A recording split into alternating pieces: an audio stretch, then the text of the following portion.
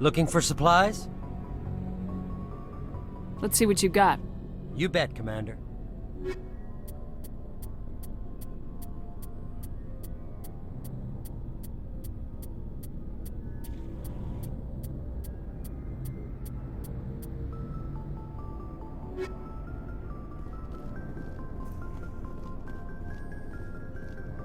Thanks for bringing me on board, Commander.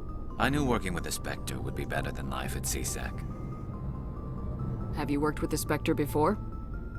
Well, no, but I know what they're like. Spectres make their own rules. You're free to handle things your way. At C-Sec, you're buried by rules. The damn bureaucrats are always on your back. For the most part, the rules are there for a reason. Maybe. But sometimes it feels like the rules are only there to stop me from doing my work. If I'm trying to take down a suspect, it shouldn't matter how I do it, as long as I do it. But C-Sec wants it done their way. Protocol and procedure come first. That's why I left. So you just quit because you didn't like the way they do things? There's more to it than that. It didn't start out bad, but as I rose in ranks, I got saddled with more and more red tape. C-Sec's handling of Saren was typical. I just couldn't take it anymore. I hate leaving.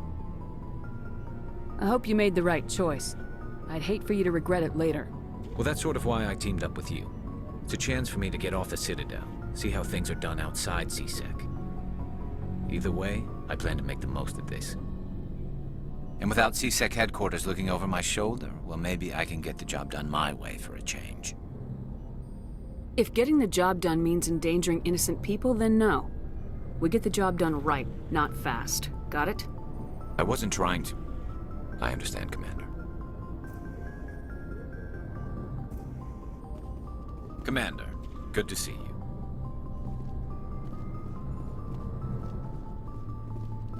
Nice ship you've got, Shepard. What can I do for you? What's your story, Rex? There's no story. Go ask the Quarian if you want stories. You Krogans live for centuries. Don't tell me you haven't had a few interesting adventures. Well, there was this one time the Turians almost wiped out our entire race. That was fun. I heard about that. You know, they almost did the same to us. It's not the same. It seems pretty much the same to me. So your people were infected with a genetic mutation? An infection that makes only a few in 1,000 children survive birth? And I suppose it's destroying your entire species? I suppose it isn't all the same. I don't expect you to understand, but don't compare humanity's fate with the Krogan. Sorry, Rex. I wasn't trying to get you upset. Your ignorance doesn't upset me, Shepard. As for the Krogan, I gave up on them long ago. The genophage infected us, but it's not what's killing us. Are your people really dying? We're sure not getting any stronger. We're too spread out. None of us are interested in staying in our own system. Lots of species have left their homes and prospered. But they go to colonize new worlds. We're not settlers. We're warriors. We want to fight. So we leave. Hire ourselves out. And most of us never go back. What can you tell me about the Genophage? Ask the Solarians if you want details. They made it. All I know, it makes breeding nearly impossible. Thousands die in stillbirth, and most never get that far. Every Krogan is infected, every one. And no one's rushing to find a cure. Why don't the Krogan try to find a cure? When was the last time you saw a Krogan scientist? You ask a Krogan, would he rather find a cure for the Genophage or fight for credits? He'll choose fighting every time. It's just who we are, Shepard. I can't change that. Nobody can. So long, Rex. Shepard.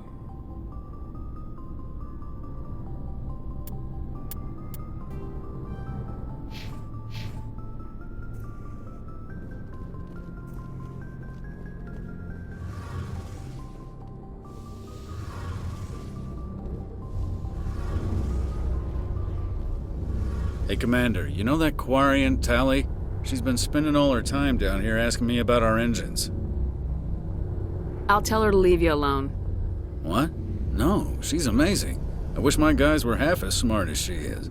Give her a month on board and she'll know more about our engines than I do.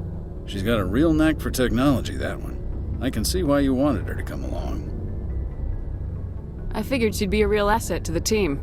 You got an eye for Tali, Commander, but I'm guessing that's not why you came down here. Fill me in on the IES stealth system. How does it work exactly? You can't hide a ship out in space. They emit too much heat and radiation, too easy for sensors to pick them up, unless you find a way to capture those emissions. So our stealth systems trap the energy we give off in storage sinks built into the ship itself, no emissions to give away our location. Eventually the sinks have to be vented. More than a few hours silent running and they overheat, cook us inside our own hull. There's no way for anyone to detect us? A visual scan can still pick us up. Anyone looking out a window can see us plain as day. But you have to be pretty close to get an actual visual out in space. Most vessels rely on scanners. As long as the stealth systems are engaged, they can't see us. Not unless we accelerate to FTL speeds. Why doesn't it work with faster-than-light travel? Cranking up the FTL blue shifts our emissions, pushes them into frequencies too high to capture in the sinks. As soon as we make the jump, it's like setting off a flare. Sensors can pick up our location whenever we enter or exit FTL flight, but for short-range missions, our stealth systems are amazing, and we've got the only one.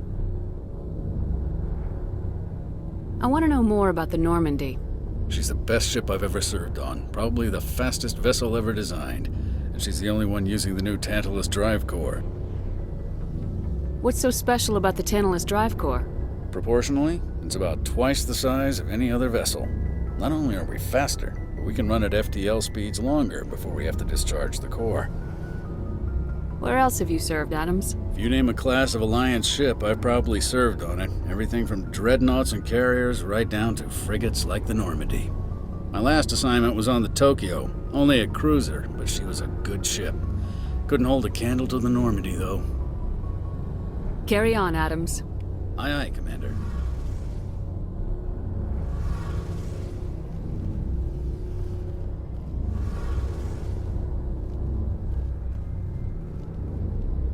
Your ship's amazing, Shepard. I've never seen a drive core like this before. I can't believe you were able to fit it into a ship this small. I'm starting to understand why you humans have been so successful. I had no idea Alliance vessels were so advanced. The Normandy's a prototype, cutting-edge technology. A month ago, I was patching a makeshift fuel line into a converted tug ship in the flotilla. Now, I'm sitting on board one of the most advanced vessels in Citadel space. I have to thank you again for bringing me along. Traveling on a vessel like this is a dream come true for me. I had no idea you found ship technology so interesting. It comes with being a Quarian. The migrant fleet is the key to the survival of my people. Ships are our most valuable resource. But we don't have anything like this. We make do with cast-offs and second-hand equipment. We just try to keep them running for as long as we can. Some of the fleet's larger vessels date all the way back to our original flight from the Geth. I can't believe your fleet's still using ships that are 3 centuries old. They're constantly being repaired, modified, and refitted. They aren't pretty, but they work. Mostly. We've tried to make ourselves as independent as possible on the flotilla, grow our own food, mine, and process our own fuel. But some things we just can't make on our own. A patch to maintain the hull integrity requires raw materials we just don't have. That's why our pilgrimages are so important. Tell me about your people. Our lives aren't easy. Resources are scarce, and we are constantly on the move. Everything we do must in some way contribute to the continuation of the migrant fleet. There are 17 million Quarians in the flotilla, and each of us relies on the others for survival. The bonds among my people are strong. Unfortunately, we have had to surrender many of the freedoms and civil liberties other species take for granted. What kind of freedoms? Well, it's illegal for parents to have more than one child. If our population grows too much, it would strain our resources to their breaking point. Of course, we also can't allow our numbers to become too few. If our population is in decline, the rule against single births is temporarily repealed. In extreme cases of population decline, incentives are even offered to encourage multiple births, though the Conclave hasn't had to take such measures in nearly a century. That's your government. The Conclave is our civilian branch of government. Each ship can elect a representative to serve on the Conclave and make decisions that affect the fleet as a whole. On matters that affect an individual ship, however, the captain has the final say. It's a tradition that dates back to the early days, when the fleet was governed by martial law.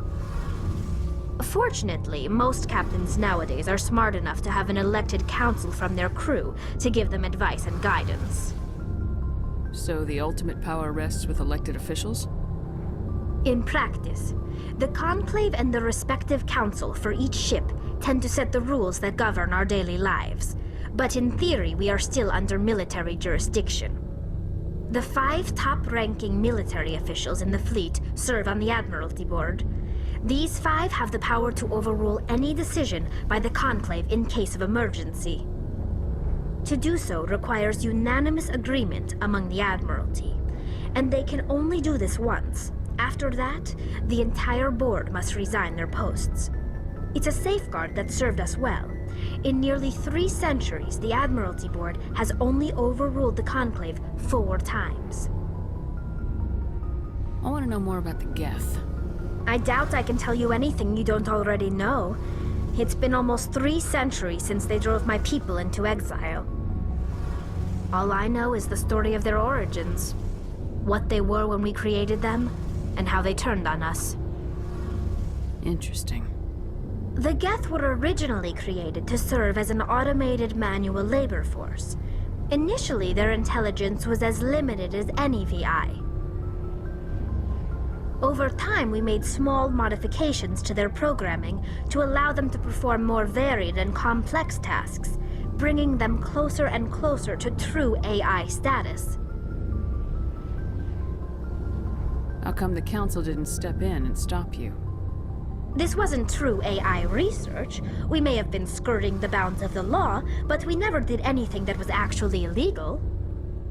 The changes were so insignificant, so gradual, that we were able to control them. Or so we thought. But one thing we underestimated was the power of the neural network. 1 million Geth thinking simultaneously created an inherently unstable matrix.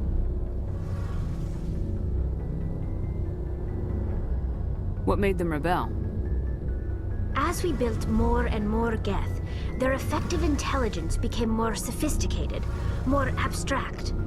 One day, a Geth began to ask its Quarian overseer questions about the nature of its existence.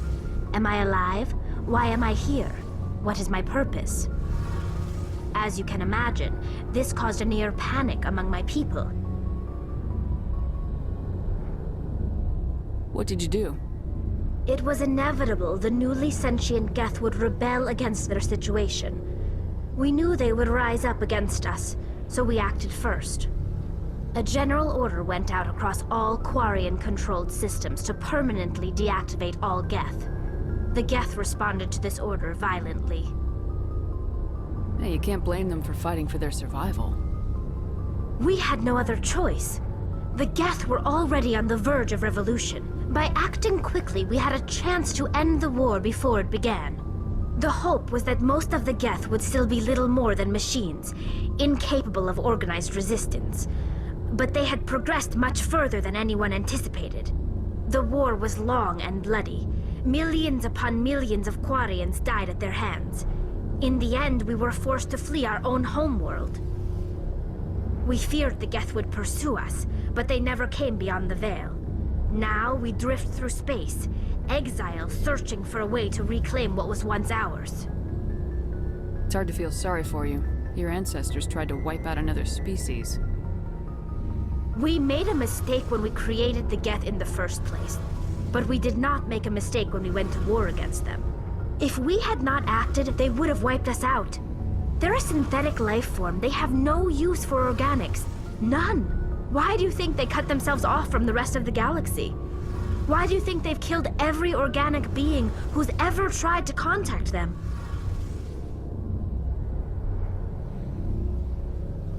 I didn't mean to offend you. I'm sorry. I didn't mean to get so worked up. Most Quarians tend to have pretty strong opinions about the Geth. I want to know more about the pilgrimage. When my people reach maturity, we leave our birth ships and seek acceptance with a new crew. It's necessary to maintain genetic diversity among the fleet. But no ship wants to accept someone who will be a burden on them. So, to prove our worth, we embark on a pilgrimage. We set out alone, leaving the flotilla and our families behind us. We only return once we have found something of value we can bring back to the fleet. This is presented as a gift to the captain of the respective ship we wish to join. If the gift is accepted, we are welcomed into the crew. Can a captain choose to reject the gift? That doesn't happen often. Most captains are eager to increase the size of their crew. It increases their own standing in our society. Even when a gift is not particularly valuable, the captain usually accepts it out of a sense of tradition. However, there is a stigma to presenting a substandard gift. It's not the best way to make a good impression on a new community. Most pilgrims don't return until they find something worthwhile. I want to talk about something else. Like what? I should go. See you later.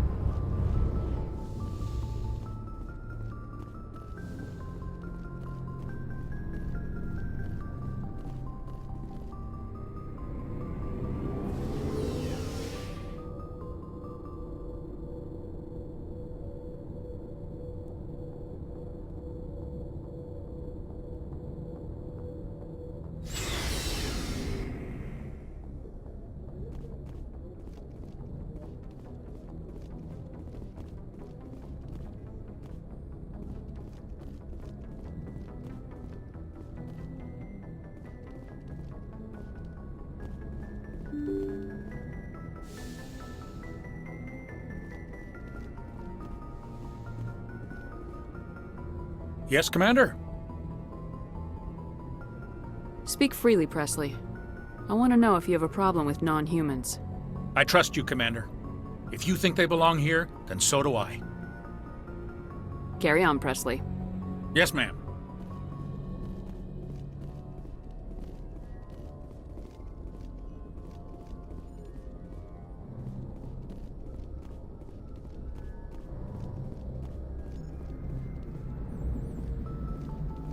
Commander, Something you need? How's the Normandy performing? Is she everything they said she'd be? She's the best ship in the fleet, if you've got a pilot who knows how to handle her. Balance isn't what you'd expect. Takes a while to get used to that oversized drive core we got stuffed in the back, and her power can sneak up on you if you're not careful. The Normandy's probably too much ship for your average Alliance pilot, Commander. Lucky for you, I'm anything but average. I like to know my crew. Mind if I ask you a few questions? I can see where this is going. You did a background check on me, didn't you? Well, I'll tell you the same thing I told the captain. You want me as your pilot. I'm not good. I'm not even great. I am the best damn helmsman in the Alliance fleet. Top of my class in flight school, I earned that. All those commendations in my file, I earned every single one. Those weren't given to me as charity for my disease. I'm sorry, Joker. I didn't even know you were sick. You mean you didn't know? Oh, crap. Okay, I've got Vrolik syndrome, brittle bone disease. The bones in my legs never develop properly. They're basically hollow, too much force and they'll shatter. Even with crutches and my leg braces, it's hard to get around. One wrong step and crack! It's very dramatic. But I've learned to manage my condition, Commander. Put the Normandy in my hands and I'll make her dance for you. Just don't ask me to get up and dance unless, you like the sound of snapping shin bones. Why does everyone call you Joker? It's a lot shorter than saying Alliance Flight Lieutenant Jeff Moreau. Plus, I love to make little children laugh. I was just thinking how much you remind me of Santa Claus. Look, I didn't pick the name. One of the instructors in flight school used to bug me about never smiling. She started calling me Joker, and it stuck. Why didn't you ever smile? Hey, I worked my ass off in flight school, Commander. The world's not gonna hand you anything if you go around grinning like an idiot. By the end of the year, I was the best pilot in the academy, even better than the instructors, and everybody knew it. They'd all got their asses kicked by the sickly kid with the creaky little legs. One guess who was smiling at graduation? I need to know more about this Vrolik syndrome if I'm putting my ship in your hands. Yeah, of course you do. It's an extremely rare condition. Nobody knows exactly what causes it. Genetic, maybe. It's treatable, but there's no cure. They classify my case as moderate to severe. I was born with over a dozen fractures, hip, thighs, ankles. My bones were already breaking in the womb. 100 years ago, I wouldn't have survived past my first year. Lucky for me, modern medical science has turned me into a productive member of society. You're not gonna break a bone trying to fly the ship, are you? I don't fly with my feet, Commander, so I'm fine as long as I'm in this chair. I gotta be real careful when I get up to take a piss, though. I can do my job as well as anyone on the ship. Better, actually. So don't worry about it. I'm not trying to make you uncomfortable. Let's talk about something else. Whatever you want, Commander.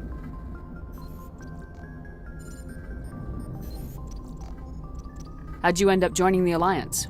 Look, if you're looking for an inspirational tale of the crippled kid overcoming impossible odds, you're gonna be disappointed.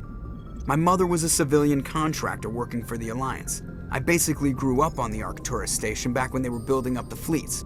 Spend all that time around Alliance ships, there's a good chance you'll end up going to the Academy. I need to know more about this. Of course you do. They classify my case. 100 years ago, I wouldn't have survived past my first year. Lucky for me, modern medical science. You're not going to break a bone trying to fly the ship, I don't fly with my feet, Commander. I can do my job as well as anyone on the ship. Better, actually. So don't worry about it. I have to go. All right, see ya.